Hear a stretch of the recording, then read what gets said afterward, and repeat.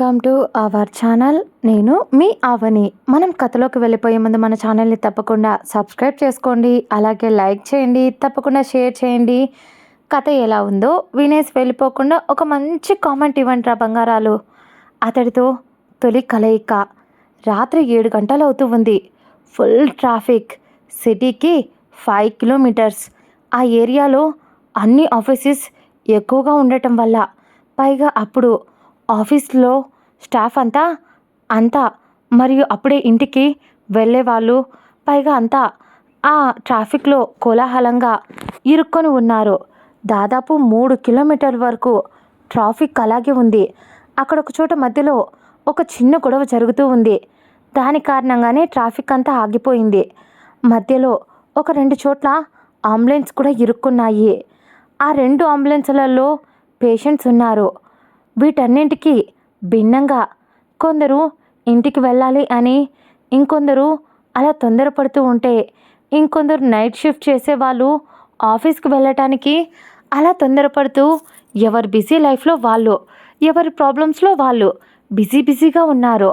వీళ్ళందరికీ భిన్నంగా ఒక అబ్బాయి అతడి కారులో కూర్చొని చిరాగ్గా సిగరెట్ కాలుస్తూ పఫ్ని పీల్చుకుంటూ దానిని బయటికి రింగులుగా వదిలేసేసరికి ఆ కార్లో నుంచి ఆ సిగరెట్ పొగ రావడంతో అక్కడే ఒకడు, ఎక్స్క్యూజ్ మీ, ఇక్కడ ట్రాఫిక్లో సిగరెట్ తాగడం మంచి పద్ధతేనా అని ఒకతను అనబోతూ ఉంటే, అప్పుడే ఆ కార్లో ఉన్న అతని చేతిలో ఉన్న గన్ని బయటికి పెట్టి దాన్ని రొటేట్ చేశాడు. ఆ దెబ్బకి ఆ గన్ని చూసి, వీడెవడో పచ్చి తాగుబోతులా ఉన్నాడు, మనకెందుకులే అని అనుకుంటూ అందరూ సైలెంట్గా భయపడుతూ అతడి కారుకి కొద్దిగా దూరం జరిగారు. అప్పుడు ఆ అబ్బాయి సిగరెట్ అయిపోవడంతో దాన్ని కింద పడేసి అలాగే అక్కడే ఉన్న మందు బాటిల్ సిప్ చేస్తూ అతడి గుండెల్లో మండుతున్న అగ్ని జ్వాలను చల్లార్చుకుంటూ ఉన్నాడు ఆ అబ్బాయి. అతడి ఫోన్ కంటిన్యూస్గా మోగుతూనే ఉంది. చిరాగ్గా ఫోన్ వైపు చూడగా 35 మిస్డ్ కాల్స్ అప్పటికే వస్తూనే ఉన్నాయి కంటిన్యూస్గా. ఇంకా కోపంగా తట్టుకోలేక ఆ ఫోన్ని విసిరేద్దాం అనుకున్నాడు. కానీ అప్పుడే దానిపై వచ్చిన నెంబర్, ఆ పేరును చూసి ఇక తప్పక కాల్ లిఫ్ట్ చేశాడు.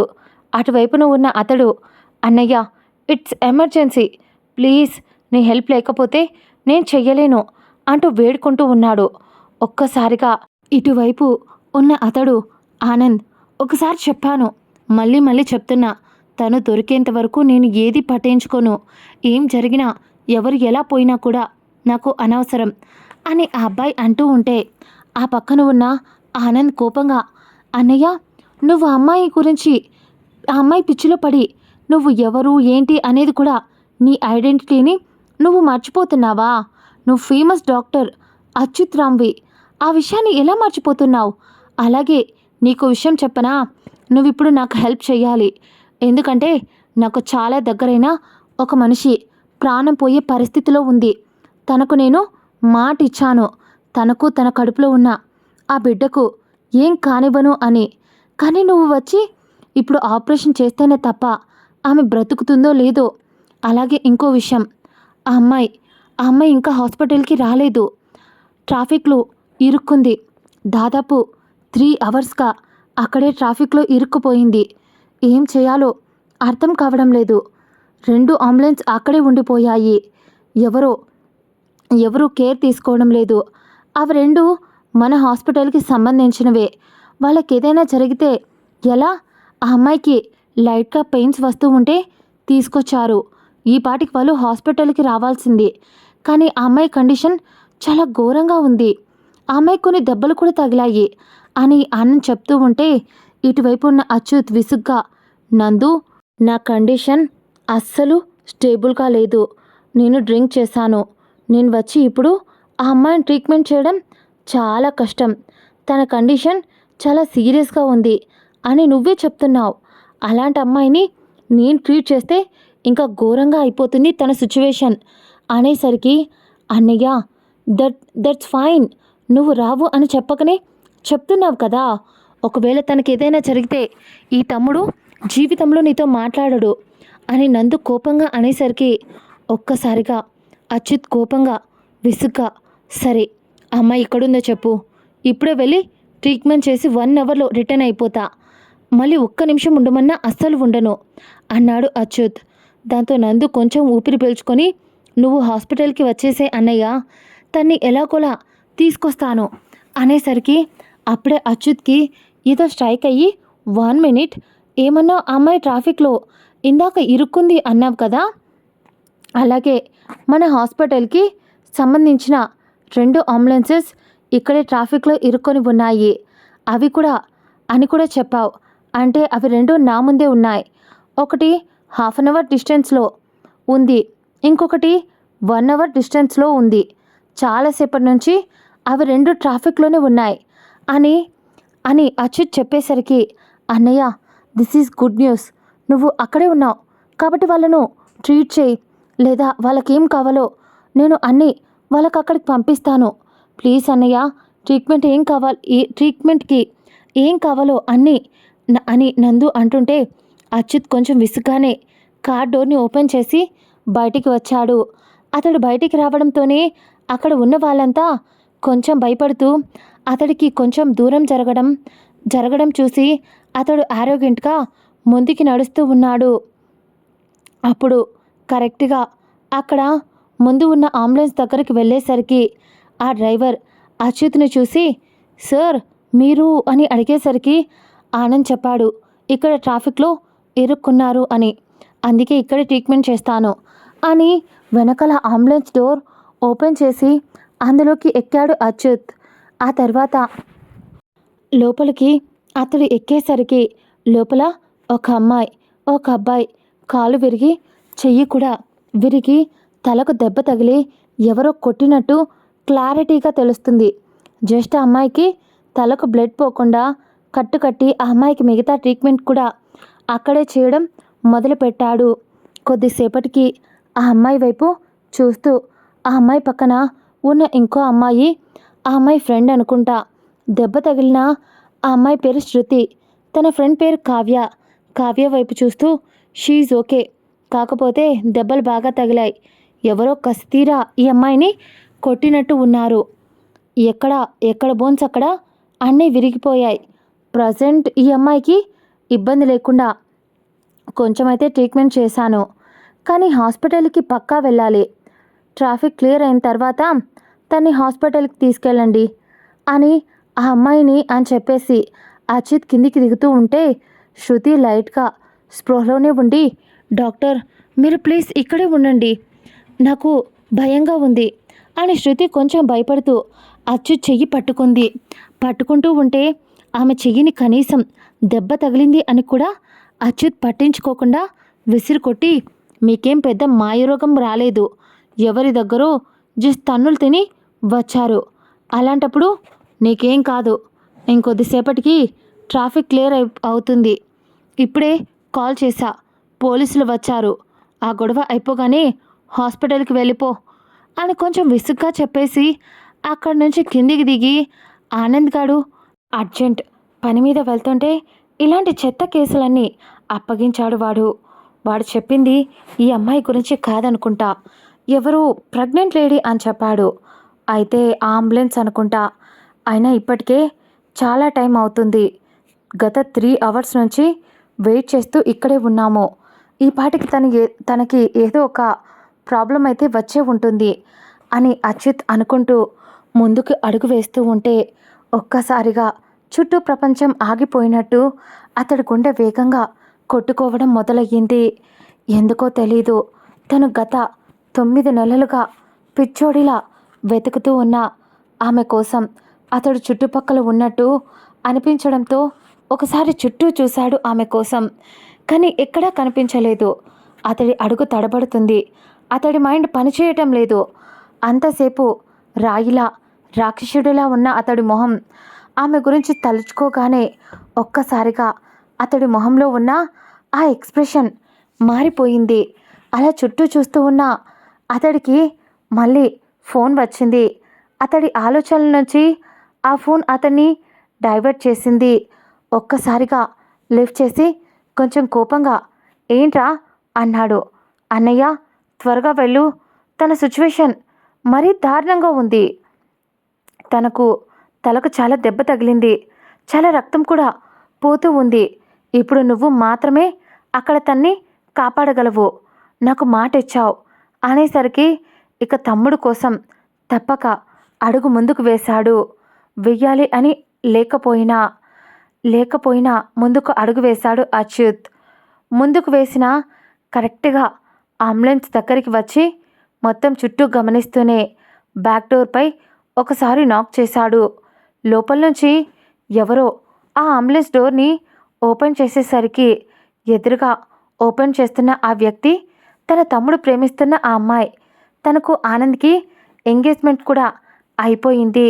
ఆ అమ్మాయి తమ హాస్పిటల్లోనే వర్క్ చేస్తూ ఉంది కూడా. దాంతో ప్రియా నువ్వేంట్రా ఇక్కడ అన్నాడు అచ్యుత్ కొంచెం ఏదో ఆలోచిస్తూ. అప్పుడు ప్రియా కన్నీళ్లతో అచ్యుత్ సార్ నా ఫ్రెండ్ ప్లీజ్ తన్ని కాపాడరా ప్లీజ్ అని చేతులు రెండు జోడించి దండం పెడుతూ అడిగింది అచ్యుత్ ఆమె బాధ చూసి కొంచెం టెన్షన్ పడుతూ సరే ఆమెకేం కాదు కొంచెం పక్కకి నేను చూస్తాను అని లోపలికి వచ్చిన అతడు ఆమె వైపు చూసేసరికి ఆమె మొహం అంతా రక్తం. తలకు దెబ్బ తగిలి మొహంపై రక్తం కారుతూ ఉంది. జస్ట్ తలకు కట్టు మాత్రం కట్టింది. కానీ ప్రియా తనకు ఫేస్ కూడా క్లీన్ చేయలేదు. ప్రియా వణికిపోతూ కనిపించింది తన ఫ్రెండ్ని ఆ సిచ్యువేషన్లో చూసి. అందువల్లే ఆమె ధైర్యం చేసి ఆమె మొహాన్ని క్లీన్ చేయలేకపోయింది. అప్పుడే అచ్యుత్ ఆమె మొహాన్ని క్లీన్ చేయడం కోసం వాటర్ ఉన్నాయా అని అడిగాడు. వాటర్ మరియు కాటన్ తీసుకొని పక్కన పెట్టి ఫస్ట్ అమ్మాయి కండిషన్ చెక్ చేశాడు. ఆ అమ్మాయి ఫేస్పై హెయిర్ లీవ్ చేయడం వల్ల మొహంపై వెంట్రుకలు కూడా పడేసరికి ఫస్ట్ ఆమె కండిషన్ బేబీ కండిషన్ చూస్తూ తనకు పెయిన్స్ రావడం లేదా అనేసరికి అచ్యుత్ వైపు ప్రియా బిత్తరపోయి చూస్తూ ఏం మాట్లాడడం లేదు. ఎందుకంటే ఆ అమ్మాయిని ఆ కండిషన్లో చూసి భయపడుతుంది ప్రియా. అచ్యుత్ కొంచెం కోపంగా ప్రియా తను నీ ఫ్రెండే అయ్యి ఉండొచ్చు కానీ నువ్వు ఒక డాక్టర్లా తనకి ట్రీట్మెంట్ చేయాలి అంతే తప్ప ఇలా భయపడుతూ పానిక్ అయితే ఇలానే ఉంటుంది సిచ్యువేషన్ అని అచ్యుత్ అంటూ ఉంటే ప్రియా భయపడుతూ అచ్యుత్ సార్ గత 3 గంటలుగా నొప్పులతో అల్లాడుతూ అరుస్తూ ఉంది. తను చాలా ట్రై చేశాను కానీ ఎంత నేను తనకు డెలివరీ చేయాలి అని చూసినా కూడా బ్లీడింగ్ చాలా హెవీగా పోయింది తలకు. దాంతో స్పృహ తప్పి పడిపోయింది సార్. ఆ తర్వాత తనలో చలనమే లేదు సార్. భయం వేస్తుంది అని ప్రియా వణుకుతున్న గొంతుతో అంది. ఆ తర్వాత అచ్యుత్ వైపు చూస్తూ సార్ నాకు చిన్నప్పుడు అమ్మ నాన్న లేకపోయినప్పుడు అనాథాశ్రమంలో నన్ను అమ్మలా చూసుకుంది తనే. నాకు అమ్మ. తన పేరు అమూల్య సార్. నాకు అమ్మ అయ్యింది. దేవుడిచ్చిన అమ్మ అది. కంటి పాపలా నాకు జ్వరం వస్తే కాచుకుంటూ అది కూడా చిన్నపిల్లే కానీ నైట్ అంతా కాపలాగా కూర్చొని చూసుకునేది సార్. అక్కడ ఆశ్రమంలో కొన్ని 100 మంది పిల్లలకి ఇప్పుడు అది అమ్మ అయ్యింది. దాన్ని చూసుకొని వాళ్ళందరూ బ్రతుకుతూ ఉన్నారు. కానీ ఇప్పుడు దీని కడుపులో ఉన్న బిడ్డ పరిస్థితి ఇంత దారుణంగా ఉంది. దానికి ఏదైనా అయితే వాళ్ళు మళ్ళీ అనాథలైపోతారు, రోడ్డుపైకి వచ్చేస్తారు, నేను కూడా అని ఏడుస్తూ వణికిపోతూ ఉంది ప్రియా. అచ్యుత్ కొంచెం ఓపిక తెచ్చుకుంటూ ప్రియా తను నీ ఫ్రెండ్ అయి ఉండొచ్చు, మంచిదే అయి కూడా ఉండొచ్చు. కానీ నువ్వొకటి మర్చిపోతున్నావు. నువ్వొక డాక్టర్వి. నువ్వు ఇలా భయపడితే తన్ని కాపాడలేవు. ఇప్పుడు కూడా నేను కూడా కాపాడలేను. ఎందుకంటే ఇక్కడ సరైన ఎక్విప్మెంట్ లేదు తనకు ట్రీట్మెంట్ చేయడానికి. తను నార్మల్గా డెలివరీ అయ్యే ఛాన్సెస్ కూడా అస్సలు లేవు. ఎందుకంటే ఆమెకు బ్లడ్ చాలా లాస్ అయ్యింది. లోపల బిడ్డ కండిషన్ హార్ట్ బీట్ కూడా చాలా వీక్గా కొట్టుకుంటూ ఉంది. ఆమెకు అసలు ఇప్పుడు వెంటనే సిజేరియన్ చేసి బేబీని బయటికి తీయాలి. ఇక్కడ ఏ ఎక్విప్మెంట్ లేకుండా ఆమెను బ్రతికించలేము అని అతడు అంటూ ఉంటే ప్రియా అచ్యుత్ కాలు పట్టుకొని దాన్ని కాపాడండి సార్ అంది ఏడుస్తూ. అచ్యుత్ అతడికి ఒక్కటే దారి. ఇక్కడ నుంచి దాదాపు మనం తన్ని 1.5 కిలోమీటర్ బయటికి ట్రాఫిక్లో తన్ని మనం తీసుకెళ్ళగలిగితే ఆ తర్వాత మనం హాస్పిటల్కి వెళ్ళడానికి అక్కడి నుంచి ఏదో ఒక వెహికల్ని మనం వెళ్ళేసరికి ఆనందైనా పంపిస్తాడు. అక్కడ ట్రాఫిక్ కొద్దిగానే ఉంది, హాస్పిటల్ పక్కనే కాబట్టి ప్రాబ్లం లేదు అని చెప్పి, సరే ఒక పని చేయి, నువ్వు సెలైన్ బాటిల్ అన్ని చేతిలోకి తీసుకో, నేను ఆమెను ఎత్తుకుంటాను అని చెప్పి అప్పటికప్పుడు అచ్యుత్ ఆమెను పసిపాపలా చేతుల్లోకి ఎత్తుకున్నాడు. అలా ఆమెను ఎత్తుకొని ఆ ట్రాఫిక్లో అంతమంది జనాలు వాళ్ళ వైపు చూస్తూ ఉంటే ఆమెను చేతుల్లో పసిపాపలా భద్రంగా పొదువుకొని ఆమెను ఎత్తుకొని పరిగెత్తినట్టే నడుస్తున్నాడు. అతడి నడక చాలా స్పీడ్గా ఉంది. కడుపుతో ఉంది కాబట్టి ఆమె కొంచెం వైట్గానే ఉంది. కానీ అచ్యుత్ది జిమ్ బాడీ కాబట్టి అతడికి ఆమెను మొయ్యడం అంత కష్టంగా ఏమీ అనిపించడం లేదు. దాదాపు 15 నిమిషాలలో అక్కడికి చేరుకొని అక్కడ అప్పటికే ప్రియా కాల్ చేయడంతో ఆనంద్ వాళ్ళ కోసం ఇంకో కార్ని రెడీగా ఉంచాడు. అక్కడ ఉన్న వెహికల్లో ఆమెను అలాగే ఎత్తుకొని అచ్యుత్ ఆమెకు ఏ ఇబ్బంది లేకుండా ఆమెను పట్టుకొని ఆమెను హాస్పిటల్ దాకా తీసుకొచ్చాడు అచ్యుత్. కార్లో వస్తున్నంతసేపు ఆమెను చేతుల్లో ఎత్తుకొని ఉన్నాడు. కాబట్టి ఆమె వైపు చూసి, ఎవరు నువ్వు? నేను చూస్తూ ఉంటే ఎందుకు నాకు ఏదో తెలియని ఫీలింగ్ కలుగుతుంది. అంతేకాకుండా ఎంతోమందిని చెక్ చేశాను, ఎంతోమందికి ఒక డాక్టర్గా ట్రీట్మెంట్ చేశాను. కానీ ఎందుకు నీకు ట్రీట్మెంట్ చేస్తూ ఉంటే నిజంగానే ప్రియా ఏమో కానీ నా చెయ్యే తడబడుతుంది. ప్రియాతో ధైర్యం చెప్పిన నేను నీకు ట్రీట్మెంట్ చేయడానికి ఎందుకు ఇంత మదన పడుతున్నా? ఎవరు నువ్వు? నా ప్రేమ నా పక్కనే ఉన్నట్టు నాకు అనిపించింది. తన దగ్గరికి వెళ్తూ ఉంటే నువ్వు నా ప్రేమకు అడ్డుగా వచ్చావు. అసలు ఏం జరుగుతుంది అని అతడు ఆలోచిస్తూ ఉన్నా అదే టైంకి అతడి ఆలోచనలకు బ్రేక్ పడినట్టు హాస్పిటల్ వచ్చింది. అలాగే ఆమెను ఎత్తుకుని బయటికి తీసుకొచ్చి స్ట్రక్చర్పై పడుకోబెట్టాడు. కరెక్ట్గా అతడు పడుకోబెట్టి స్ట్రక్చర్ ముందుకు వెళ్తుంది అనగా ఆమె చేతికి ఉన్న ఒక లాకెట్ అది అచ్యుత్ చెయ్యికి తగులుకొని ఉంది. అచ్యుత్ చేతికి కూడా అతడు చిన్నప్పుడు తన తాతయ్య అతడికి ఇచ్చిన ఒక కంకణం అతడి చేతికి తగులుకొని అతడి గుండె చిన్నగా సలపడం మొదలయ్యింది. వెంటనే ఆమె వైపు అలానే చూస్తూ ఉన్నాడు అచ్యుత్. కానీ అప్పుడే ఆనంద్ లోపల నుంచి బయటికి వచ్చాడు. ప్రియా ఏడుస్తూ, నందుగారు, అమూల్య అంటూ రక్తపు మడుగులో బెడ్పై కనిపిస్తున్న ఆమెను చూపించింది ప్రియా ఏడుస్తూ. అక్కడే ఉన్న తన అన్నయ్య వైపు ఆనంద్ చూశాడు. ఎప్పుడూ తన అన్నయ్య మొహంలో ఎలాంటి ఎక్స్ప్రెషన్, ఎలాంటి ఫీలింగ్ కనిపించింది. మొదటిసారి ఎందుకో తెలీదు ఆమె వైపు, ఆమె కండిషన్ చూసి అతడి కళ్ళలో ఏదో వింత భావం. అది బాధ, కోపమా, సంతోషమా, ఏ ఎక్స్ప్రెషన్ అర్థం కావడం లేదు. అలాగే ఆమె వైపు తీక్షణంగా చూస్తూ ఉన్నాడు. ఆనంద్ కొంచెం ముందుకు వచ్చి అచ్యుత్ని అన్నయ్య అని పిలిచాడు. ఆనంద్ పిలిచేసరికి ఒక్కసారిగా తేరుకొని ఆమె చేతికి, అతని చేతికి ముడిపడిన బంధాన్ని అతడు మెల్లగా విడిపించి, నందు, తనకు చాలా దెబ్బలు తగిలాయి, మొహానికి చాలా గాయాలయ్యాయి, రక్తంతో అంతా ఆమె మొహం చూడు, ఇప్పుడు బేబీ కూడా లోగా హార్ట్ బీట్ కొట్టుకుంటూ ఉంది. ఇప్పుడు కేవలం తన కండిషన్ కొంచెం సీరియస్గానే ఉంది అని చెప్పొచ్చు. వెంటనే ఆపరేషన్ చేసి బేబీని బయటికి తీయాలి. ఒకవైపు తన కండిషన్ కూడా చూడాలి. అలాగే పక్క బ్లడ్ అవసరం అవుతుంది. తనది ఏ గ్రూపు కనుక్కొని బ్లడ్ తెప్పించు, ఎగస్ట్రా కూడా కావాలి అని చెప్పి అందరికీ ఇన్స్ట్రక్షన్స్ ఇస్తూ ఉన్నాడు అచ్యుత్. కానీ వాళ్ళతో మాట్లాడుతున్న అతడి చూపు మాత్రం పదే పదే ఆమెపై మల్లుతూ ఉంది. అది ఎందుకో అతడికి అర్థం కావడం లేదు. ఆ తర్వాత ఆమెను ఐసీయూలోకి తీసుకెళ్లారు.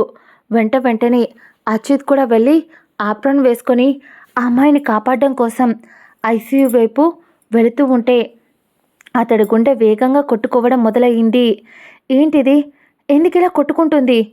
తనకేదైనా అవుతుందా? నువ్వే అలా జరిగితే ఈ అచ్యుత్ ప్రాణాలతో ఉన్నా ఒకటే, లేకపోయినా ఒకటే అని అడుగు వెనక్కి వేశాడు అచ్యుత్.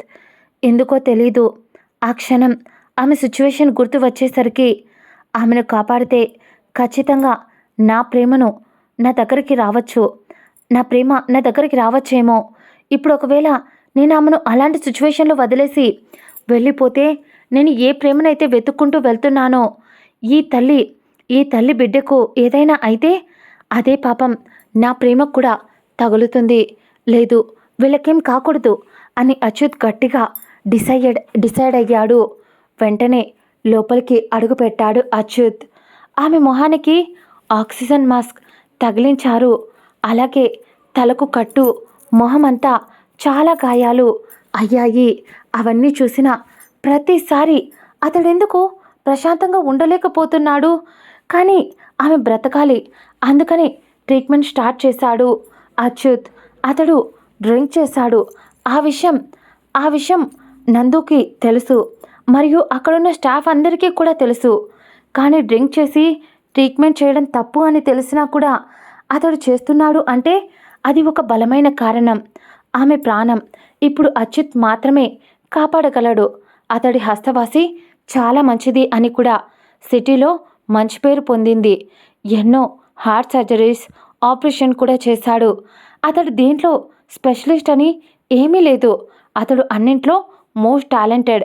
అతడి నాన్న ఒక డాక్టర్. చిన్నప్పటి నుంచి అతడి నాన్న వెంటే తిరిగాడు. వాళ్ళ నాన్న తదనంతరం అతడి ప్రొఫెషన్ కూడా దానిపై ఇష్టం పెంచుకున్నాడు. ముఖ్యంగా గైనకాలజీ డిపార్ట్మెంట్ అంటే అతడికి చాలా ఇష్టం.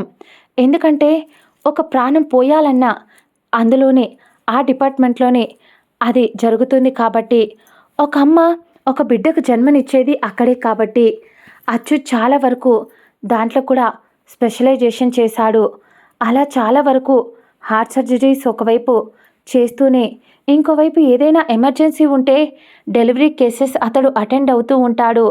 తన అమ్మ కూడా ఒక గైనిక్ డాక్టర్. తన నాన్న ఆల్రెడీ ఆయన కొంతకాలం ముందు ఆయన చనిపోయారు హెల్త్ బాగోలేక. కానీ అచ్యుత్ వాళ్ళ అమ్మగారు ఇప్పటికి కూడా డాక్టర్గా అదే ప్రొఫెషన్లో, అదే గైనకాలజీ డిపార్ట్మెంట్లో డాక్టర్గా చేస్తూ ఉన్నారు ఆవిడ.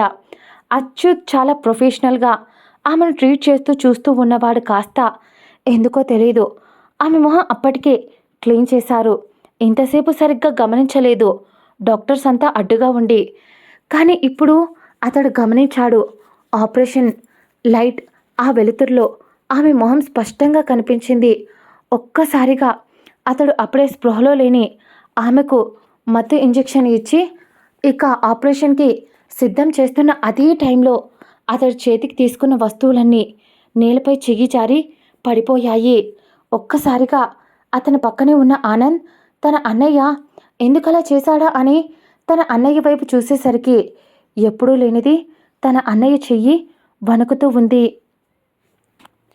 తన అన్నయ్య అడుగు వెనక్కి వేశాడు తడబడుతూ. ఆనంద్ వెంటనే అన్నయ్య ఏమైంది అనేసరికి ఒక్కసారిగా అతడు మొహానికి ఉన్న మాస్క్ పీకేసి ఊపిరి భారంగా పీల్చుకుంటూ తను అంటూ ఉంటే ఒక్కసారిగా ఆమె కండిషన్ చూసి వెంటనే ఇక లేట్ చేయకూడదు అని ఆ విషయం అచ్యుత్కి గుర్తొచ్చింది. అతడు ఎంత ఎక్స్పర్ట్ అయినా, ఎంత ఫేమస్ డాక్టర్ అయినా ఇప్పుడు అయినా కూడా ఇప్పుడు అతడు కూడా ఒక మనిషి, ఒకరి మీద పిచ్చి ప్రేమను పెంచుకున్న ఒక మనిషి. అలాంటి వాడు ఆమెను అన్ని రోజుల తర్వాత అది ఆ కండిషన్లో చూసి తట్టుకోలేకపోయాడు. నార్మల్గా ఆపరేషన్ చేసేటప్పుడు లోపల పేషెంట్ డీటెయిల్స్, ఆమె హెల్త్ కండిషన్ అన్నిటి గురించి మాట్లాడుకుంటూ ఉంటారు డాక్టర్స్. ఆ విధంగా ఆనంద్ వైపు చూస్తూ అక్కడున్న ఒక డాక్టర్, ఆనంద్ సార్, ఈమె మీ దగ్గరికి ప్రతి నెల ట్రీట్మెంట్కి వస్తుంది కదా అనేసరికి ఆనంద్ అవును అన్నట్టు తల ఊపాడు. ప్రియా మేడం ఫ్రెండ్ కదా ఈవిడ అనేసరికి ఆనంద్ ఎస్ అన్నట్టు తల ఊపాడు. వాళ్ళు అలా మాట్లాడుతూ ఉన్నారు. కానీ అచ్యుత్ మాత్రం ఆమె కడుపుపై చెయ్యి పెట్టి, ఈ బేబీ నాదేనా? ఒకవేళ నాదైతే పాపం కదా, ఎన్ని రోజులుగా గురించి తెలుసుకోలేకపోయా, ఒక్కసారి వాళ్ళు కలిసిన రోజు, ఆ రోజు నుంచి ఈ రోజు దాకా ఇన్ని రోజులు అని ఎన్ని రోజులు అని లెక్క పెట్టేసరికి ప్రాణం లేని జీవోత్సవంలా, ఊపిరి ఆడని శిలలా వెంటనే నందు అంటూ కొంచెం బేస్ వాయిస్లో పిలిచాడు. నందు అన్నీ సెట్ చేస్తూ ఏమైందన్నయ్య అనేసరికి అమ్మ అమ్మ ఎక్కడుందో వెంటనే కాల్ చేయి అన్నాడు. నందు అన్నయ్య ఇప్పుడు అమ్మ ఎందుకు, మీరే చేయొచ్చు కదా అనేసరికి అతడి చెయ్యి షివర్ అవుతుంది. అక్కడున్న ఆల్మోస్ట్ అందరూ షాక్ అయ్యారు. అచ్యుత్ సార్ మీ చెయ్యి ఎప్పుడు లేనిది ఎందుకు షివర్ అవుతుంది అని వాళ్ళు అంటూ ఉంటే అచ్యుత్ ఇందాక ప్రియను అడిగాడు. నువ్వు ఒక డాక్టర్వి, ఇలా ఎంత పెద్ద నీ ఫ్రెండ్ అయితే మాత్రం డాక్టర్గా నువ్వు నీ రెస్పాన్సిబిలిటీ తీసుకోకుండా భయపడతావా అని.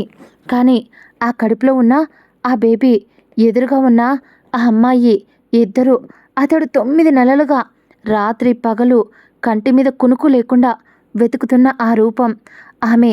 అందుకే గుండెల్లో భారమైన అతడి వల్ల కాక వెంటనే నందు నేను చెప్పినట్టు చెయ్యి, తన బీపీ చెక్ చేయి, అలాగే ఆమె పల్స్ చెక్ చేస్తూనే ఉండు, మీరు బ్లడ్ ఎక్కించండి నందు, అలాగే అమ్మకు కాల్ చేయండి, అమ్మ ఎక్కడుంది అనేసరికి నందు అన్నయ్య అమ్మ పైన ఫ్లోర్లో ఉంది అని అంటూ ఉంటే ఒక 1 అవర్ ముందు అమ్మ ఇక్కడికి వచ్చింది అనేసరికి వెంటనే ఇమీడియట్గా అని అంటూ మళ్ళీ ఏదో గుర్తొచ్చి నువ్వు తన్ని జాగ్రత్తగా చూసుకో, నేను ఇప్పుడే అమ్మని తీసుకొస్తా అని అచ్యుత్ చిన్న పిల్లాడిలా పరిగెత్తుకుంటూ బయటికి వచ్చి లిఫ్ట్లో కూడా వెళ్లకుండా స్టెప్స్ ఎక్కుతూ పైకి వెళ్ళాడు.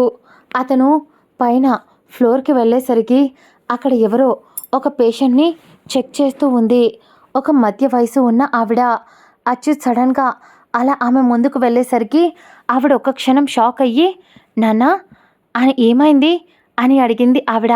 దానికి అచ్యుత్ కంగారుగా మా నాకు ఒక హెల్ప్ కావాలి, కింద ఐసీయూలో ఒక అమ్మాయి ఉంది, తను నా ప్రాణం, తను లేకపోతే నీ కొడుకు ఈరోజు ఇక్కడ బ్రతికి ఉండేవాడు కాదు.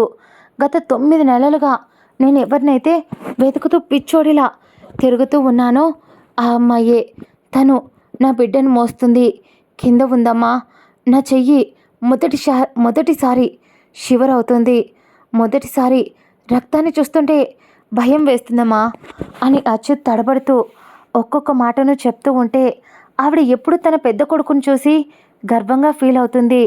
ఎలాంటి కష్టమైన సిచ్యువేషన్లో అయినా అతడి చెయ్యి వణికినట్టు ఆనవాళ్లే లేవు. అలాంటి పెద్ద డాక్టర్ అతడు. అలాంటప్పుడు అంటారు కదా, మనకెంతో ఇష్టమైన వాళ్ళు అలాంటి సిచ్యువేషన్లో చూస్తే అసలు ఆ సిచ్యువేషన్ని ఫేస్ చేయలేము అని. ఇప్పుడు తన కొడుకు ఎంత ప్రేమించకపోతే ఆ అమ్మాయి ఉన్న ఆ కండిషన్ చూసి అతడు తట్టుకోలేకపోతాడు. దాంతో వెంటనే ఆవిడ అచ్యుత్ నేను తన దగ్గరికి వెళ్తాను, తనకేం కాదు అని చెప్పి ఆవిడ కిందికి వెళ్ళింది. ఆవిడ కిందికి వెళ్ళిపోవడంతో ఎప్పుడూ లేనిది అచ్యుత్ అక్కడే ఉన్న వినాయకుడి విగ్రహం ముందు మోకరిల్లి నేను ఏదీ అడగలేదు, కానీ నేను ఏం అడగకపోయినా నా జీవితంలోకి తీసుకొచ్చింది నువ్వే. అలాంటప్పుడు నువ్వు మళ్ళీ తను నాకు దూరం చేస్తే నేను చూస్తూ ఊరుకుంటాను అని అనుకోకు. తను నాకు కావాలి, ప్రాణం పోయేంత వరకు తన కోసమే బ్రతుకుతాను అని అలాగే మోకాళ్ళ మీద గట్టిగా కళ్ళు మూసుకొని చెప్తూ ఉన్నాడు దేవుడి వైపు చూస్తూ. అప్పుడు అతడికి ఒక్క క్షణం గిర్రున అతడి ప్రపంచం వెనక్కి తిరిగినట్టు అనిపించింది. కరెక్ట్గా 9 నెలల ముందు అతడు ఆమెను కలిసిన రోజు. అతడితో పాటు మనం కూడా వెళ్ళిపోదాం రండి. ఆ రోజు అర్జెంట్ కాన్ఫరెన్స్ ఉండడంతో వేరే ఊరికి వెళ్ళి అతడే కార్ డ్రైవ్ చేస్తూ రిటర్న్ అవుతూ ఉన్నాడు. ఫుల్ వర్షం. సిటీకి అవుట్స్కట్స్ ఏరియా అది. చుట్టూరా జనాలు అసలే లేరు. దాంతో అచ్యుత్ ఒక్క క్షణం ఏదో ఆలోచించి ఈ వర్షంలో నేను సిటీకి వెళ్ళటం చాలా కష్టం, ఈ పక్కనే ఏవైనా రిసార్ట్స్ కానీ హోటల్స్ కానీ ఉన్నాయా అని అతడు గూగుల్ మ్యాప్స్లో చెక్ చేసి అక్కడ ఏదో రిసార్ట్స్ ఉండేసరికి వెంటనే అక్కడ కార్ ఆపాడు.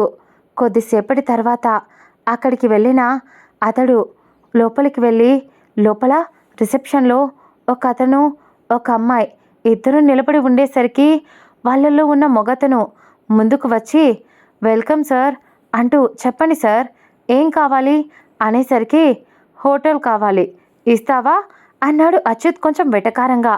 దాంతో వాడు కొంచెం భయపడి అది సార్ అంటూ నుసుకుతూ ఉండేసరికి, అచ్యుత్ నాకు ఒక రూమ్ కావాలి, రూమ్ చాలా క్లీన్గా ఉండాలి, మనీ ఎంతైనా పే చేస్తా, కానీ ఇంత దుమ్ము ఉన్నా నీ ప్రాణం తీస్తా అన్నాడు అచ్యుత్. ఒక్క క్షణం వాడు కూడా అచ్యుత్ గొంతులో ఉన్న బేస్కి భయపడి, సరే సార్ ఒక 5 మినిట్స్ టైం ఇవ్వండి, రూమ్స్ అన్నీ నీట్గానే ఉన్నాయి, కానీ మళ్ళీ ఒకసారి వెళ్ళి చెక్ చేసి చూసి వస్తాను అని చెప్పి అప్పటికప్పుడు వాడే వెళ్ళి మళ్ళీ రూమ్ అంతా క్లీన్ చేసి వచ్చాడు. అంతవరకు ఆ రిసెప్షన్లో ఉన్న ఒక ఆమె అక్కడికి వచ్చి, సార్ ఏమైనా తాగుతారా అని అడిగేసరికి అచ్యుత్ ఆమె వైపు కొంచెం వియర్డ్ లుక్ ఇచ్చాడు. ఆమె వైపు, ఎందుకంటే ఆమెకు కావాల్సిందే అతడి ముందు బాడీని షో ఆఫ్ చేస్తూ ఆ విషయం అతడికి అర్థమయ్యింది. అయినా ఏం మాట్లాడలేదు అచ్యుత్. అప్పుడే ఆమె, సార్ ఇది వెల్కమ్ డ్రింక్, ఇవి ఇక్కడ చాలా స్పెషల్, ఒకసారి తాగి చూడండి చాలా స్పెషల్ అనేసరికి, మామూలుగా అయితే అస్సలు తాగడు, కానీ అవి చూడటానికి కొంచెం హెర్బల్ ప్రోడక్ట్స్గా ఉండేసరికి, సరేలే లైట్గా టేస్ట్ చేద్దాం, మార్నింగ్ నుంచి అసలే ఈ కాన్ఫరెన్స్ వల్ల వాటర్ కూడా తాగలేదు అని లైట్గా ఒక సిప్ వేశాడు. అది ఎందుకో తెలీదు నచ్చేసింది. వెంటనే ఇంకొకటి తెమ్మని చెప్పి అది కూడా తాగేశాడు. ఆ రిసెప్షనిస్ట్ షాక్ అయ్యి, వీడు మనిషేనా, మామూలుగా హాఫ్ తాగేసరికే వాళ్ళల్లో ఉన్న విశ్వరూపం బయటికి వస్తుంది, అలాంటిది వీడిప్పుడు 4 గ్లాస్ తాగుతున్నాడు. అయ్య బాబోయ్, ఈరోజు వీడిని ఎంజాయ్ చేద్దామని ఈ డ్రింక్ ఇస్తే వీడేమో 4 తాగేశాడు. ఇప్పుడు ఒకవేళ వీడితో పాటు నేను లోపలికి వెళ్తే అసలు చూడటానికే ఎంతో హ్యాండ్సమ్గా ఉన్నా వీడిలో ఎందుకో సైకో లక్షణాలు చాలా కనిపిస్తున్నాయి అని అంటూ, సార్ మీరు ఇక రూమ్కి వెళ్ళండి, అంతేకాదు సార్ కింద పబ్ కూడా ఉంది, మీకేమైనా కావాలంటే ఆర్డర్ చెప్పండి, లేదా మీరు కింద పబ్కి వెళ్ళాలి అనుకున్నా అక్కడికైనా వెళ్ళండి అనేసరికి అతడు అర్థం కానట్టు, ఈ ఏరియాలో పబ్ కూడా ఇక్కడ రన్ చేస్తున్నారా అన్నాడు.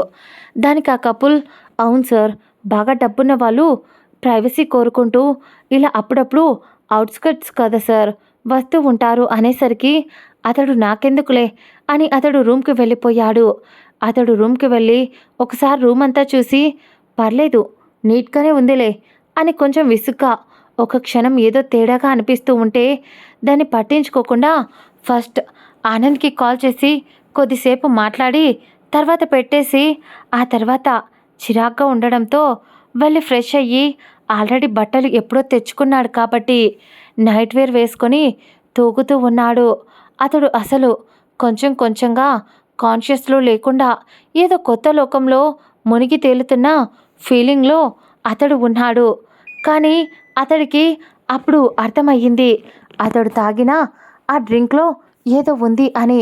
దాంతో వెంటనే అక్కడ ఉండటం సేఫ్ కాదు అనిపించింది. అందుకోసం అని చెప్పే డోర్ దాకా వచ్చి డోర్ని ఓపెన్ చేశాడు. కానీ ఓపెన్ అయితే చేశాడు, కానీ ఎందుకో బయటికి వెళ్ళటం కూడా సేఫ్ కాదు అనిపించి అలాగే డోర్ వేశాడు. అనుకుని అక్కడే డోర్ దగ్గర నేలపై ఉరిగి కూర్చున్నాడు. ఒక్క క్షణం అతడికి మైండ్ అతడి ఆధీనంలో లేకుండా పోయింది. అతడి బాడీ అంతా ఏదో వింత ఫీలింగ్, అంతా రెడ్గా అయిపోతూ, బాడీ అంతా వేడెక్కిపోతూ, ఏదో కావాలి అనిపిస్తూ, ఇంతవరకు చూడని హాయి కావాలి అన్నట్టు. ఇప్పుడు ఒకవేళ అది లేకపోతే అతడికి ప్రాణం పోతుందేమో అన్నట్టు అనిపిస్తూ ఉంటే అతడు కొంచెం గట్టిగా రాక్షసంగా ఒక అరుపు అరిచాడు. రాక్షసుడిలా గర్జించాడు. అలా నేలపై నుంచి లేచి మెల్లగా ఓపిక తెచ్చుకోవడానికి ట్రై చేసిన ఆ మరుక్షణం అప్పుడే ఏదో బయట నుంచి చప్పుడు అయినట్టు అనిపించేసరికి ఒకసారి డోర్ వైపు చూశాడు అచ్యుత్. ఆ తర్వాత అప్పుడే అతడు అసలు అలా జరుగుతుంది అని కూడా ఊహించి ఉండడు. అచ్యుత్ ఒక అందమైన అమ్మాయి దేవకన్యల తడబడుతున్న అడుగులతో ఆ గదిలోకి వచ్చింది. ఒక్క క్షణం ఆమెను చూడగానే నిజంగానే ఆకాశం నుంచి తన కోసం భువి మీదికి దేవకన్య దిగి వచ్చినట్టు అనిపించింది. అంత మత్తులో కూడా ఆమె రూపం ఒక వెలుగులా ఆ రూమంతా పంచుకుంటూ ఉంటే, ఆమె బాడీ నుంచి ఆమె దగ్గరికి వస్తూ ఉంటే, ఆ వస్తున్న ఒక మత్తైన పరిమళం అతడిలో ఏదో తెలియని కోరికకు దారి తీసింది. అప్పటి వరకు ఎలాగోలా కంట్రోల్ చేసుకుందాము అని అనుకున్న అతడి ఫీలింగ్స్ని ఆపలేను అన్నట్టు ఆమె వైపు మత్తు కళ్ళతో చూస్తూ ముందుకు అడుగుపెట్టిన అతడు ఆమె వెనక ఎవరో తరుముకుంటూ వస్తూ ఉండడంతో లోపలికి వచ్చిన ఆమె కంగారుగా కళ్ళు మూతలు పడుతూ ఆ గదికి ఉన్న లాక్ను వేసేసింది. ఒక్కసారిగా డోర్ లాక్ వేసి ఆమె ముందుకు చూసుకోలేదు.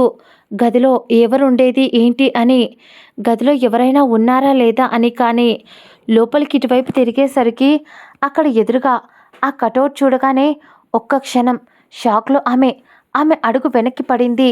వెనక్కి అడుగు వేసిన ఆమె అచ్యుత్ మాత్రం ఏదో పిచ్చోడిలా ఆమె నుంచి వస్తున్న ఆ మత్తైన వాసన అతన్ని ఇంకా పిచ్చిగా ప్రేరేపిస్తూ ఉంటే అడుగులో అడుగు వేసుకుంటూ ముందుకు వచ్చాడు. ఆమె భయపడుతూ లాక్ ఓపెన్ చేయడానికి ట్రై చేసింది. అసలే ఆమె బాడీ ఆమెకు సహకరించడం లేదు. పూర్తిగా ఆమె కూడా మత్తు ఎక్కేసింది. ఆమెకెవరో డ్రగ్స్ ఇచ్చారు అని అర్థమవుతూ ఉంటే వెంటనే ఆమె చెయ్యి లాక్ పై నుంచి అతడు పట్టి ఆపేశాడు.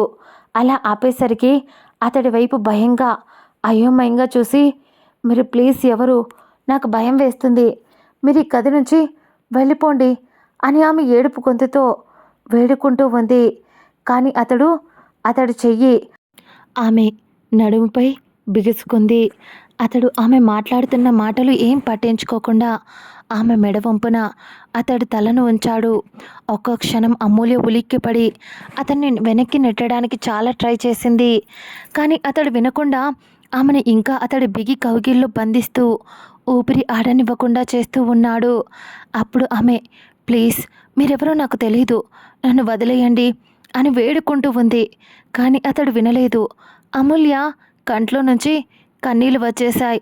ఆ కన్నీళ్ళు ఆమె దగ్గరగా వచ్చిన అచ్యుత్కి తాకేసరికి ఒక్కసారిగా మండే అగ్నిజ్వాలలా ఉన్న అతడు మెల్లగా కరిగి మంచు కొండలా ఆమెను దూరం జరిపి, నాకు కూడా నీలాగే డ్రగ్స్ ఇచ్చారు, నాకు అర్థమవుతుంది, నేను టచ్ చేసినప్పుడే నాకు అర్థమయ్యింది, నీకు కూడా పూర్తిగా ఇప్పుడు ఒకరి తోడు కావాలి అని.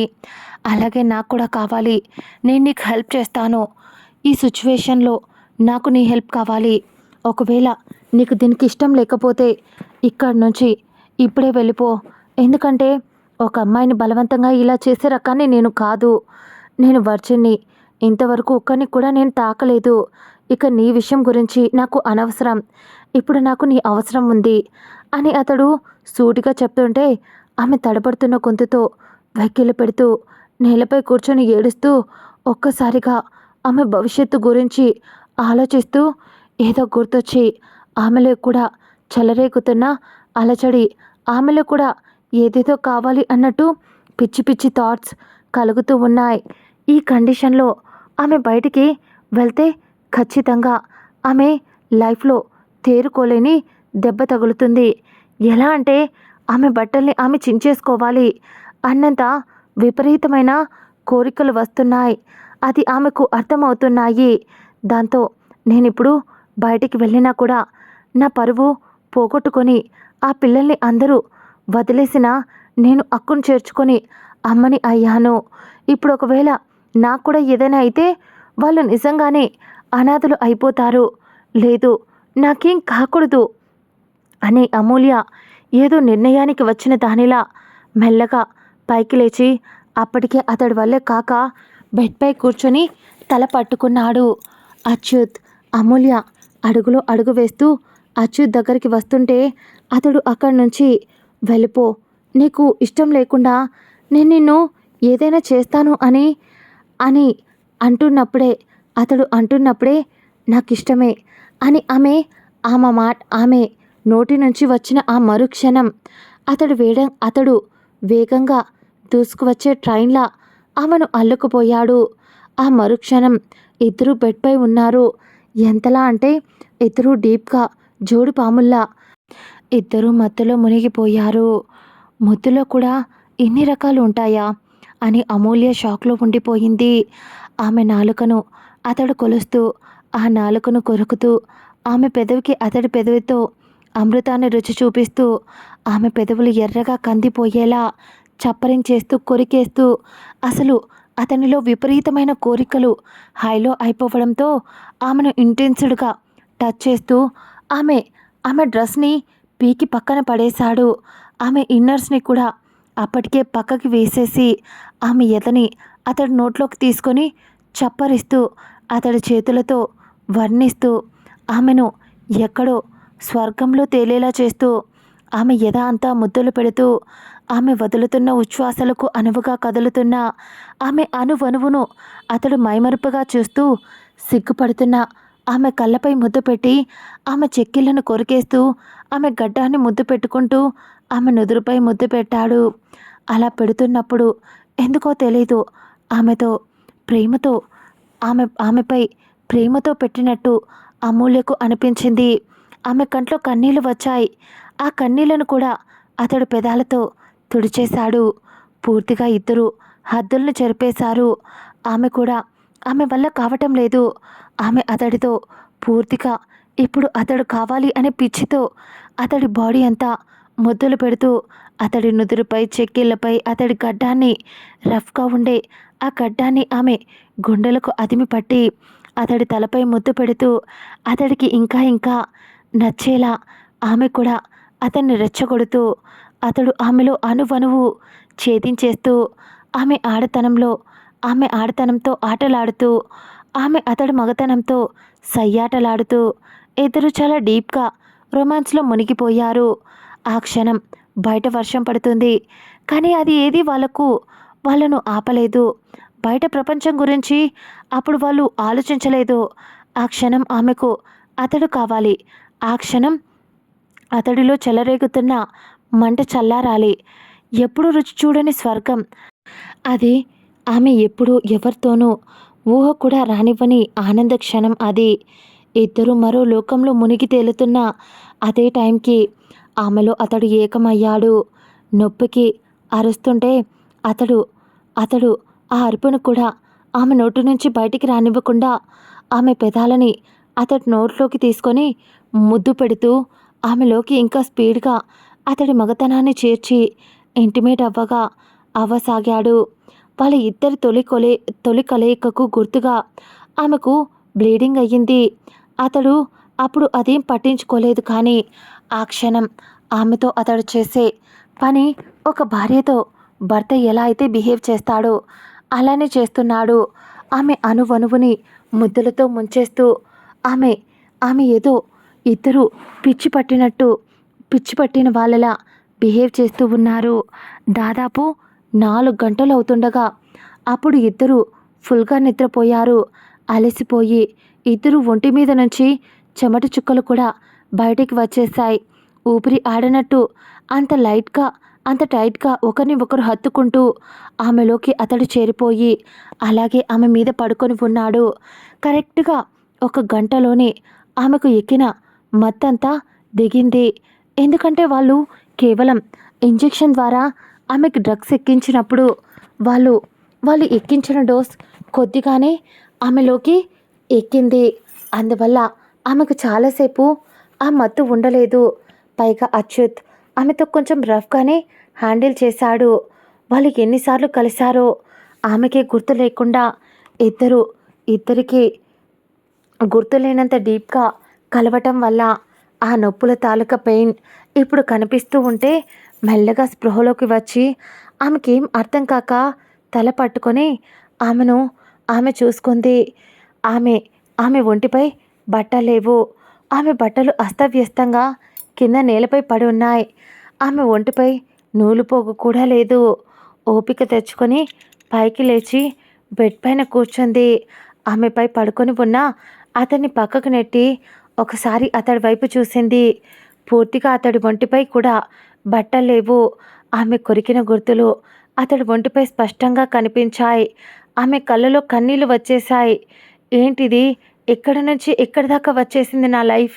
ఇలా ముక్కు మొహం తెలియని ఈ వ్యక్తి ఎవరో కూడా తెలీదు. ఈ వ్యక్తితో నేను ఇంత ఇష్టంగా ఎలా కలిశాను? అసలు అతడు అసలు ఇతడెవరో కూడా నాకు తెలీదు అని ఆలోచిస్తూ ఉండిపోయింది అమూల్య. కరెక్ట్‌గా అప్పుడు టైం తెల్లవారు 5 గంటలు అలా అవుతూ ఉంటే ఆమె ఆ గదిలోకి ఎలా వచ్చిందో గుర్తు తెచ్చుకోవడం మొదలుపెట్టింది. ఆ రోజు నైట్ ఆమెకు ఫుల్‌గా కోపంతో అక్కడి నుంచి ఆ ఆ పబ్ నుంచి బయటికి వస్తున్న ఆమెకు ఎవరో బలవంతంగా డ్రగ్స్ ఇచ్చారు. ఆమె వాళ్ళని కొట్టి అక్కడ నుంచి చాలా ట్రై చేసి వాళ్ళ దగ్గర నుంచి తప్పించుకుంది. కానీ వాళ్ళు ఇచ్చిన ఇంజెక్షన్ రూపంలో ఆ డ్రగ్స్ ఆమె ఒంట్లోకి వెళ్ళటం స్టార్ట్ అయ్యేసరికి ఆమె ఇప్పుడు బయటికి వెళ్తే ఖచ్చితంగా ఏదో ఒకటి జరుగుతుంది.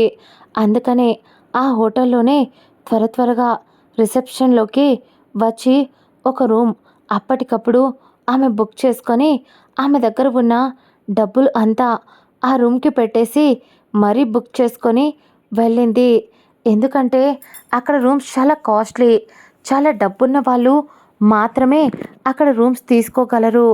అలా ఆమె మత్తుగా ఆమె కళ్ళు మూతపడుతూ ఉంటే అడుగులో అడుగు వేసుకుంటూ ఆమె కోసం వెతుకుతున్న వాళ్ళు ఒకవైపు వాళ్ళ నుంచి తప్పించుకోవాలి అని ఆమె ఇలా త్వరగా తను తీసుకున్న ఆ లాక్ తీసుకొని ఆ రూమ్ దగ్గరికి వెళ్ళింది.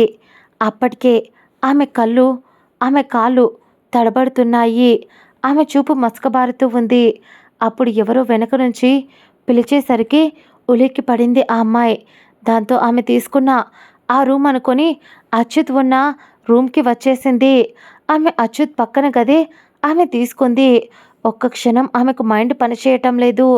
ఇలా ముక్కు మొహం తెలియని వ్యక్తితో ఒక రాత్రి గడిపానా అని ఆమె మీద ఆమెకే కోపం. కానీ అతని తప్పు కూడా ఏం లేదు అన్నట్టు రాత్రి జరిగిన కొన్ని విషయాలు కూడా ఆమె ఆ కండిషన్లో ఉండి కూడా అతడు ఆమెపై అడ్వాంటేజ్ తీసుకోకుండా ఆమెను వెళ్ళిపోమనడం ఇవన్నీ గుర్తొచ్చి ఒక్క క్షణం అతని తప్పు కూడా ఏం లేనట్టుంది. అతడు కూడా నాలాంటి సిచ్యువేషన్లో ఇక్కడికి వచ్చాడు. అలాంటి వాడు నన్ను వెళ్ళిపోమని అతడు అందుకోసమే చెప్పాడు. కానీ ఒకవేళ బయటికి వెళ్తే ఎవరైనా నాతో చాలా అడ్వాంటేజ్ తీసుకుంటారు. అందుకని ముక్కు మొహం తెలియని నీతో కలిశాను అని ఆ అబ్బాయి మొహాన్ని చూస్తూ అనుకుంది మనసులో అమూల్య. అప్పుడే ఆమె కళ్ళలో నుంచి కన్నీళ్లు కారిపోతూ, నువ్వు ఎవరో తెలీదు, ఎందుకు నా లైఫ్లోకి వచ్చావో అంతకన్నా తెలీదు. కానీ నాకు తెలిసినంత వరకు ఇది తప్పు. నువ్వు నాకు హెల్ప్ చేశావు, నేను నీకు హెల్ప్ చేశాను.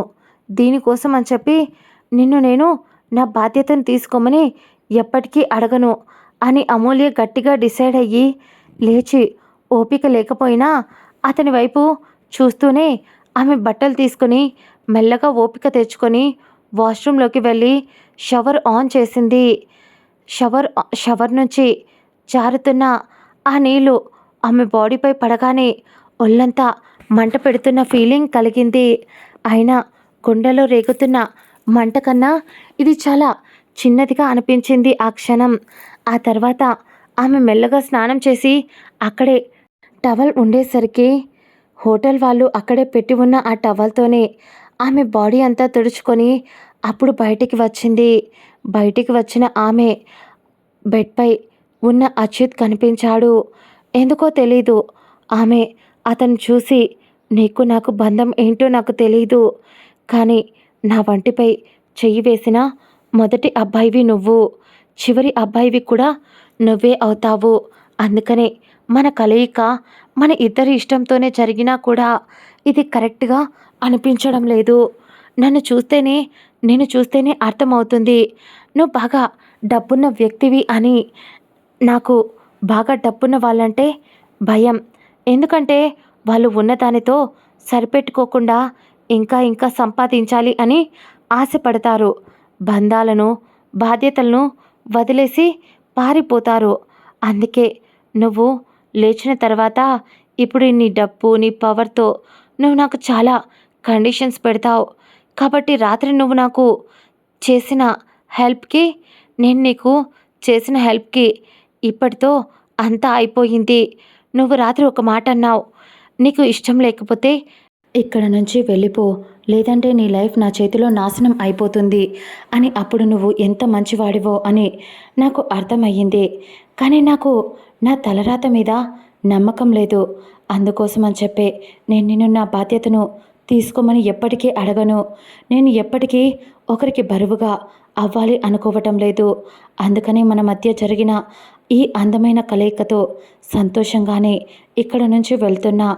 మళ్ళీ మనం ఒకరికొకరం ఎదురు పడతామో పడమో అని అంటూ ఎందుకో తెలీదు ఆమెకే తెలియకుండా రాత్రంతా ఆమె అతడి మొహంపై ముద్దులు పెట్టింది కాబట్టి అది గుర్తొచ్చి ఇప్పుడు మళ్ళీ అతడి నుదురుపై ముద్దు పెట్టి అతడి వంటిపై నూలు పోగు కూడా లేదు లేదు కాబట్టి ఆమె కష్టమైనా కూడా అతడికి బట్టలు వేసింది అమూల్య.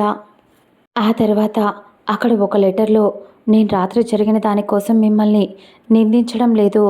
రాత్రి మీరు ఏదైతే సిచ్యువేషన్లో ఉన్నారో నేను అదే సిచ్యువేషన్లో ఉన్నానో దాన్ని అలుసుగా తీసుకొని నేను మీ జీవితంలోకి రాదలుచుకోలేదు.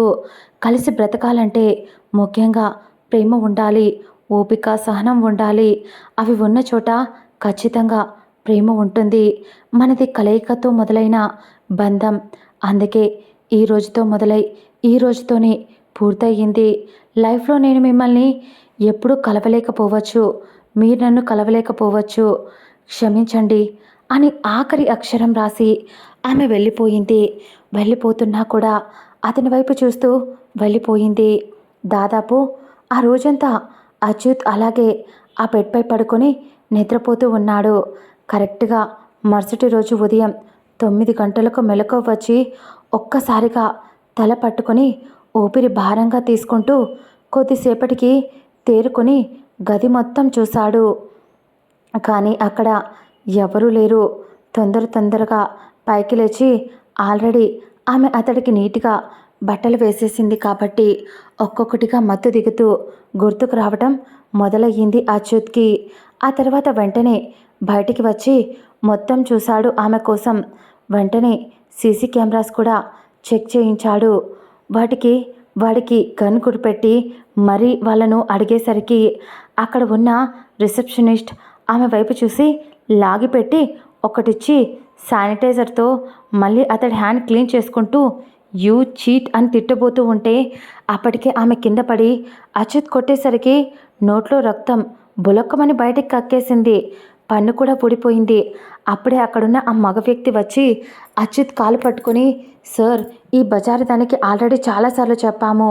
మేమిద్దరం డబ్బులు ఇన్వెస్ట్ చేసి ఇక్కడ దీన్ని తీసుకున్నాం. అందుకనే బాగా డబ్బున్న వాళ్ళకు మాత్రమే లోపలికి ఎంట్రీ ఇచ్చి లోపల రూమ్స్లో కూడా ఇలాంటివి చాలానే జరుగుతూ ఉన్నాయి సార్. ప్లీజ్ సార్, పోలీసులకు కూడా కొంచెం అప్పుడప్పుడు డబ్బులు ఇచ్చి మరీ మేనేజ్ చేస్తూ ఉంటాం.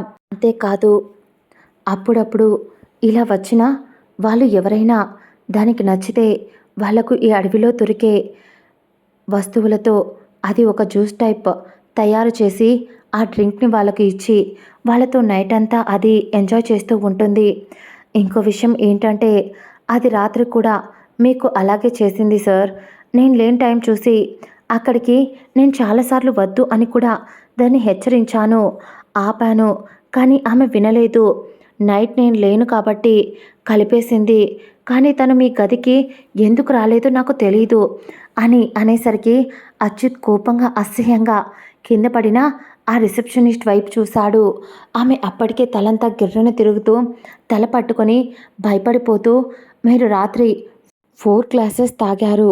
ఒకవేళ అది అంతా తాగేసరికి మీకేదైనా సైడ్ ఎఫెక్ట్ చేసి ఏదైనా నైట్ మీకు హెల్త్ ఇష్యూ వల్ల ఏదైనా నైట్ మీకు బాగోలేకుండా పోతే అప్పుడు ఖచ్చితంగా ఆ కేసు, ఆ ప్రాబ్లం నాకే వస్తుంది, నాదే అవుతుంది కదా ఆ రూమ్లోకి వస్తే. అందుకోసం అని చెప్పే అని ఆ రిసెప్షనిస్ట్ మాట రాకపోయినా కూడపలుక్కొని భయంగా చెప్పేసరికి అచ్యుత్కి కోపం వచ్చి ఒక రాక్షసుడిలా పక్కన ఉన్న అన్ని వస్తువులను విసిరి పగలగొట్టేసరికి అందులో అతడి గదికి రావడం, పక్కన గదికి వెళ్లాల్సిన ఆమె పొరపాటున అతడి గదికి వచ్చింది అని అర్థమయ్యింది. అంతేకాకుండా వాళ్ళ ఇద్దరి కలయికకు గుర్తుగా ఆమె వర్జిన్ అని కూడా తెలిసేలా ఆ బెడ్పై బ్లడ్. దాన్ని చూసిన అతడికి అర్థమయ్యింది. ఒకవైపు ఆమె ఎవరు, ఆమె మొహం తప్ప ఇంకా ఏ ఆనవాళ్ళు దొరకలేదు అతడికి. సిటీకి దూరంగా ఉన్న ఆ రిసార్ట్ కాబట్టి పెద్దగా సీసీ కెమెరాస్ కూడా ఏమీ లేవు. అలా ఆ రోజు నుంచి ఆ రిసార్ట్ చుట్టూ తన మనుషుల్ని పెట్టాడు. అక్కడే కాపు కాయమని చెప్పి అచ్యుత్ తన కోసం ఏదో ఒకరోజు ఆమె తిరిగి వస్తుంది అని అనుకున్నాడు. కానీ అతడు ఎంత ట్రై చేసినా ఆమె రాలేదు. అతడు ఒక్కొక్కటిగా ఎంక్వైరీ తీయడం మొదలుపెట్టాడు. ఆ తర్వాత అక్కడికి ఎవరు వచ్చింది ఏంటి, వాళ్ళ ఫ్రెండ్స్ తరపున ఇలా అన్నీ ఎంక్వైరీ చెయ్యాలి అని చూస్తున్నా కానీ ఏదీ దొరకటం లేదు. ఆమె గురించి ఆనవాళ్ళు వాళ్ళు ఏ రికార్డ్స్ని సరిగ్గా మెయింటైన్ చేయడం లేదు. అచ్యుత్కి ఒళ్ళు మండిపోయింది. పనికి మాలిన సంతంతా నాకి దొరికి సచ్చింది అని తిట్టుకున్నాడు. అలా రోజులు గడుస్తూ గడుస్తూ అతడు ఆమె గురించి ఆలోచనల్లో పిచ్చోడు అయిపోవడం మొదలయ్యాడు. హాస్పిటల్కి వెళ్ళటం మానేశాడు. అంత పెద్ద డాక్టర్, ఎన్నో హాస్పిటల్స్, తన అన్నయ్య అలా అయిపోవడం ఆనంద్ తట్టుకోలేకపోయాడు. అతన్ని మార్చాలి అని చాలా ట్రై చేశాడు. కానీ పదే పదే ఆమె గురించి ఆలోచిస్తూ ఆనంద్ కూడా చెప్పాడు. తన తల్లికి ఏ రోజు అబద్ధం చెప్పలేదు అచ్యుత్. దాంతో ఆవిడికి మరియు ఆనంద్కి అచ్యుత్ నిజం చెప్పేశాడు. అంతేకాకుండా అతడు మొత్తం ఆమె కోసం అన్ని ఊర్లు వెతకడం మొదలుపెట్టాడు. డౌట్ వచ్చిన ప్రతి చోట, అతని మనసు చెప్పిన ప్రతి ఒక్క చోట తిరిగి ఆమెను వెతకడం మొదలుపెట్టాడు. అందమైన ఆమె రూపం కళ్ళ ముందు కదలాడుతూ ఉండేసరికి అచ్యుత్ పిచ్చోడిలా తయారైపోయాడు. ఆమె కోసం ఆలోచిస్తూ ఫుడ్ తినకుండా, ఎక్కువగా నిద్రపోకుండా, తాగుతూ, ఎప్పుడూ తిరుగుతూ ఊర్లు పట్టుకొని తిరగటం మొదలుపెట్టాడు. అలా ఒక్కొక్కటిగా తిరుగుతూ వస్తున్న అదే టైంలోనే మధ్యలో ఈ 9 నెలల కాలం గడిచిపోయింది. అలా ఆలోచిస్తూ ఉన్న అదే టైంలో అతడు చెవులకు ఏదో వినిపించింది. ఒక్కసారిగా ఆ శబ్దం వచ్చేసరికి తేరుకొని చూసిన అతడికి అదే వార్డులో ఇందాక అచ్యుత్ ట్రాఫిక్లో ఎవరినైతే ఫస్ట్ ట్రీట్మెంట్ చేశాడో ఆ అమ్మాయి కాళ్ళు చేతులు మొత్తం బౌన్స్ అన్నీ విరిగిపోయి ఉన్నాయి. ఆ అమ్మాయిని ఎవరో కొడుతూ ఉన్నారు. శబ్దం విని అచ్యుత్ కొంచెం కోపంగా చిరాగ్గా అక్కడికి వెళ్ళేసరికి అతడు ఊహించింది ప్రియా కనీసం జాలి దయ లేకుండా బెడ్ పైన ఉన్న ఆ అమ్మాయిని ఒక రాడ్ తీసుకొని దాంతో కొడుతూ, ఎంత ధైర్యం ఉంటే దాని జోలికి వస్తావే, దాని జీవితాన్ని నాశనం చేసిన శూర్పణఖవు నువ్వు. అది ఈరోజు ఇలాంటి సిచ్యువేషన్లో ఉంది అంటే దానికి కారణం నువ్వే. నిన్ను జీవితంలో లేవనివ్వకుండా బెడ్కే పరిమితం చేస్తా లేదా చంపి పారేస్తా అని అక్కడున్న శృతి గొంతు పట్టుకొని చంపబోతూ ఉంటే తన పక్కనే ఉన్న తన ఫ్రెండ్ కావ్య ఆపడానికి ట్రై చేస్తూ ఉంది. కానీ కావ్యను కూడా ఒక్కటేసింది ప్రియ. ఇదంతా చూస్తున్న అచ్యుత్ ప్రియ దగ్గరికి వచ్చి ప్రియ అంటూ ఆమెను పక్కకు లాగేశాడు. కానీ ఆమె కోపంగానే, వదలండి అచ్యుత్ సార్, ఇది నంగనాచి వేషాలు వేసి ఈరోజు నా ఫ్రెండ్ని ఇక్కడి దాకా తీసుకొచ్చింది. తనకు తాను ఈ పొజిషన్కి రావడానికి కారణం ఇదే తను అని అంటూ ప్రియ గొంతు పట్టుకోబోయింది శృతిది. దాంతో అచ్యుత్ అర్థం కానట్టు, ఏం జరిగింది ప్రియా అన్నాడు. సార్, ఏం జరిగిందంటే అమూల్య పనిచేస్తున్న కంపెనీలో ఈ చెత్త మొహంది ఇది కూడా అక్కడే పనిచేస్తుంది. అక్కడ ఎవడో అమూల్యకు ప్రపోజ్ చేశాడంట. వాడు దీని బాయ్ ఫ్రెండ్ అంట. అంతకుముందు వరకు దీన్ని ప్రేమిస్తున్నాను అని చెప్పి ఆ తర్వాత వాడు అమూల్యం చూసి వాడు దీన్ని రిజెక్ట్ చేసేసరికి అందుకోసం పగ, కోపం, కడుపు మంటతో అది ఆఫీస్ వాళ్ళు అక్కడెక్కడో రిసార్ట్లో పార్టీ జరగడంతో అమూల్య రాను అన్న బలవంతం మీద ఈ పనికి మాలిందే తీసుకెళ్లి ఎవరికో ఎరగా వేసింది. కానీ అది తన జీవితాన్ని, దాని మానాన్ని కోల్పోకూడదు అని బయటికి వస్తే ప్రపంచం ముందు దోషిలా నిలబడాల్సి వస్తుంది అని, అందుకోసమని చెప్పే ముక్కు మొహం తెలియని అతనితో అని చెప్పలేక ప్రియ తల దించేస్తే అచ్యుత్ చెయ్యి పిడికిలి బిగుసుకుంది. కొంచెం కోపంగా, అంటే దీనికి కారణం ఈమెనా అనేసరికి అవును అన్నట్టు ప్రియ తల ఊపింది. దాంతో అచ్యుత్ కోపంగా బెడ్పై అప్పటికే దెబ్బల నొప్పులతో ఊపిరి ఆడక ఏడుస్తూ ఉన్న శృతి వైపు కోపంగా చూస్తూ నర్స్కి రమ్మని చెప్పి ఆమె లోపలికి రాగానే ఈ స్క్రాఫ్ని తీసుకెళ్ళి బయటపడేయి. అలాగే చిన్న క్లినిక్ కావచ్చు లేదా పెద్ద హాస్పిటల్ కావచ్చు, ఎవరైనా దీనికి ట్రీట్మెంట్ చేస్తే వాళ్ళ హాస్పిటల్ నెక్స్ట్ డేకి ఉండదని చెప్పు. ఒకవేళ చేసినా ఈ అచ్యుత్రామ్ నుంచి తప్పించుకోలేరు అని చెప్పు అనేసరికి ఒక్క క్షణం ఆమె శృతి భయపడుతూ సార్ ప్రాణం పోతుంది సార్ అని దండం పెట్టుకుంది. అయినా అస్సలు కరగలేదు. నీ ప్రాణం తీయాల్సిందే, కానీ తీయకుండా ఎందుకు వదిలేస్తున్నానో తెలుసా? ఒకవేళ అమూల్య లాంటి మంచి అమ్మాయి శిక్ష వెయ్యాలి అనుకుంటే ఈ పాటికి ఎప్పుడో నీకు శిక్ష వేసేది. కానీ తను వదిలేసింది అంటే ఇంతకు మించిన శిక్ష నీకేదో దొరకపోతుంది అని తను వదిలేసి ఉండొచ్చు. లేదంటే నాలాంటి వ్యక్తి నీకు అంత ఈజీగా నేను నిన్ను వదిలేస్తాను అని ఎలా అనుకున్నావు?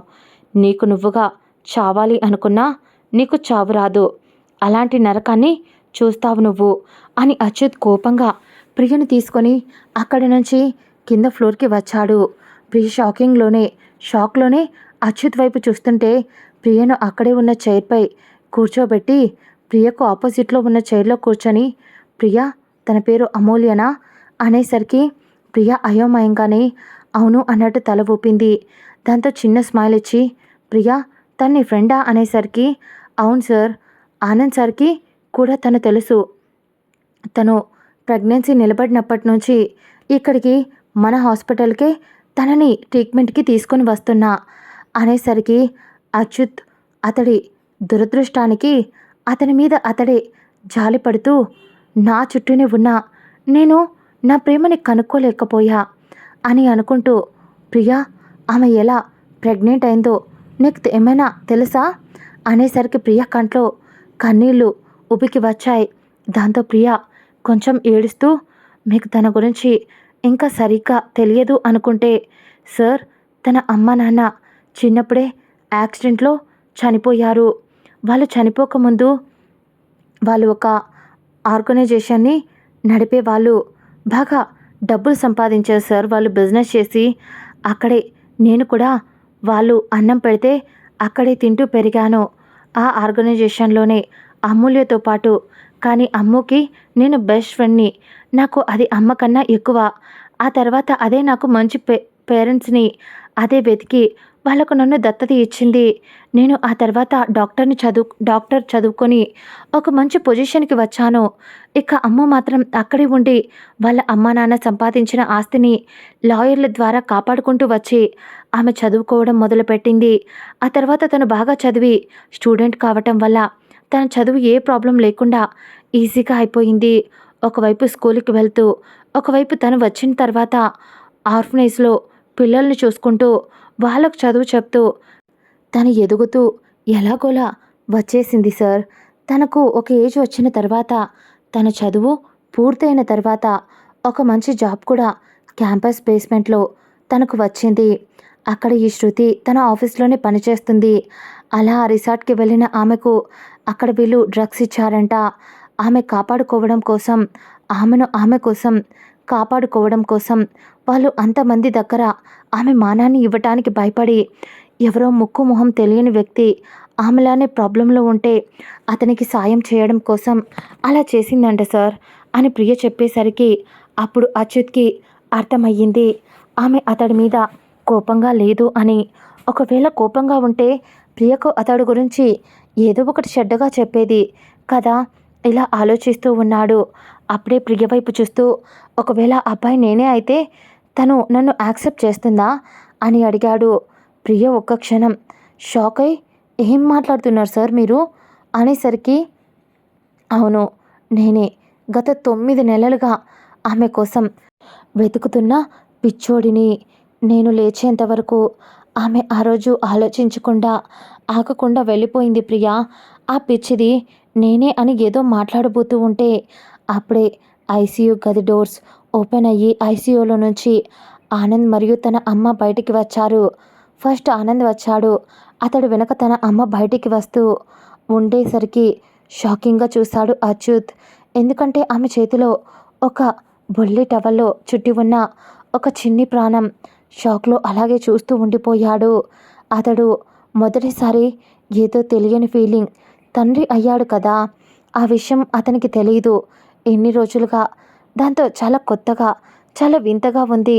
ఆ తర్వాత ముందుకు వచ్చి మా అనేసరికి ఆవిడ చిన్న చిరునవ్వుతో వీళ్ళిద్దరి కోసం ఎంత వెతికావో, మిమ్మల్ని ఇద్దరిని కలవటానికి వచ్చాడు అని ఆవిడ అచ్యుత్ వీడిని తీసుకోరా అనేసరికి, కానీ అచ్యుత్ పలక్కుండా మా తను ఎలా ఉంది అని అడిగాడు.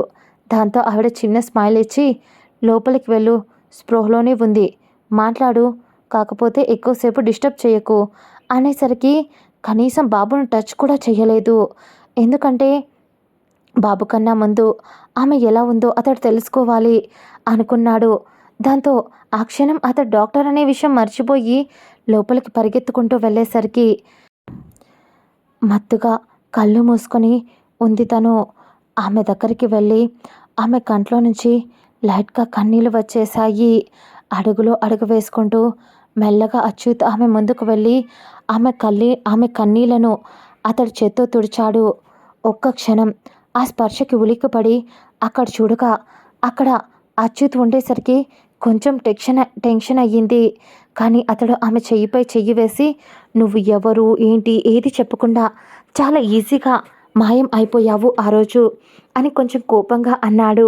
ఆమె కూడా బాధగా మొహం పెట్టి అదేంటంటే ఆ రోజు కోసమే ఎదురు చూస్తున్నా, అనుకోకుండా అని ఇద్దరి కలయిక వల్ల పుట్టిన నా బిడ్డ మన ఇద్దరిని కలిపాడు అని ఆమె మెల్లగా అతనితో చెప్పేసరికి అతడు చిన్న స్మైల్ ఇచ్చి ఆమె నుదుటిపై ముద్దు పెట్టి ఇంకేం మాట్లాడుకు, ఏం జరిగినా ఇప్పటి వరకు అన్నీ మన మంచికే జరిగాయి, ఇక నుంచి ఎవరిని నేను నీ దగ్గరికి రానివ్వను, అలాగే ఇక నుంచి నేను నిన్ను దూరంగా పోనివ్వను, నేను మీ బాధ్యతను అన్నింటినీ నేనే మోస్తాను అన్నాడు. ఒక్క క్షణం ఆ మాటకు అమూల్య సంతోషంగా నిజంగా నన్ను నా బాధ్యతలను మీరు చూసుకుంటారా, అలా అయితే మీ చెయ్యి జీవితాంతం వదలను అని అంది అతడి చేతిలో చెయ్యి వేస్తూ.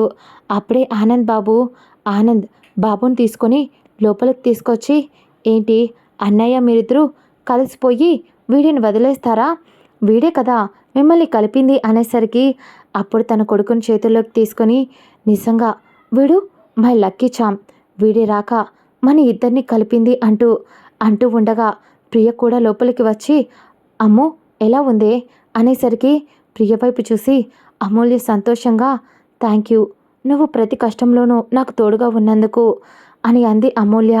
కానీ ప్రియ ఆమె నోటిపై చెయ్యి పెట్టి నోర్ముయ్ చాలే, కానీ నేను ఉండక ఎవరుంటారు మరి, అది సరే కానీ ఆ శృతి నీ మీద అటాక్ చేయడానికి వచ్చింది కదా, దాన్ని నువ్వు బాగా కొట్టావు, అది నిన్ను కూడా కొట్టినట్టుంది, అందుకే ఎన్ని దెబ్బలు తగిలాయో, బ్లడ్ కూడా చాలా పోయిందే, నాకు ముందే కాల్ చేసే పని లేదా, అయినా తనకు తగ్గిన శాస్తి ఆల్రెడీ జరిగింది అని అంటుంటే అమూల్య అర్థం కానట్టు తగిన శాస్త అనేసరికి అప్పుడే ఆమె వైపు చూస్తూ ఏం జరిగినా నేను చూసుకుంటా అమూల్య, నువ్వు టెన్షన్ పడుకు అన్నాడు అచ్యుత్.